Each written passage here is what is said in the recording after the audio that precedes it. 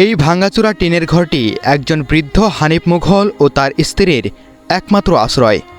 ঘরের চালজোড়ে অসংখ্য ছিদ্র, সামান্য বৃষ্টি হলেই টুপটাপ করে পানি পড়তে শুরু করে, আর একটু বেশি বৃষ্টি হলেই পুরো ঘর পানিতে ভরে যায়।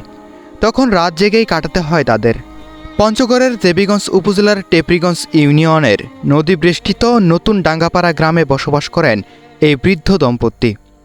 সংসার চালানোর একমাত্র অবলম্বন বাঁশ দিয়ে চাঙ্গারি তৈরি। প্রতিদিন নিজের হাতে চাঙ্গারি বানিয়ে বাজারে বিক্রি করেন হানিফ মুঘল। তবে প্রতিদিন বিক্রি হয় না, আর যেদিন বিক্রি হয় না সেদিন অনেক সময় তাদের চুলায় আগুনও জ্বলে না। সংসার বর্তমানে দুই একটা চাঙ্গারি বানাই বেশি, ওইলে দিয়েছে টুকটাক করে কোনো রকম চলি, না বেচা হইলে তো কোনো খরচ হয় না। পরিবার বলতে এখন শুধু স্বামী স্ত্রী। জীবনের এই শেষ বেলায় একে অপরের ভরসাতেই বেঁচে আছেন তারা। বয়সের ভারে শরীর নুয়ে পড়েছে, চুলদাড়ি পেকে গেছে অনেক আগেই।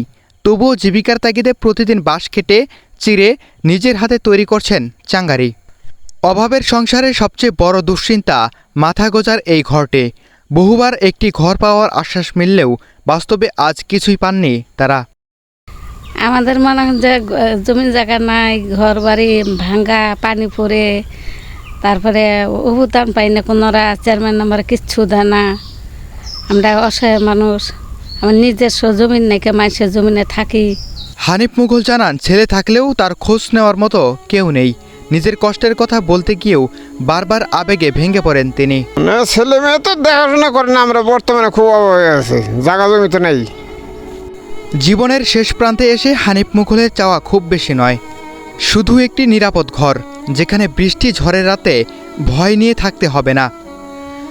সমাজের বিত্তবান ব্যক্তি, জনপ্রতিনিধি এবং সংশ্লিষ্ট কর্তৃপক্ষের একটু আন্তরিক সহযোগিতায় বদলে দিতে পারে এই অসহায় বৃদ্ধ দম্পতির জীবন। শাহাদাত হোসেন, দেবীগঞ্জ সংবাদ।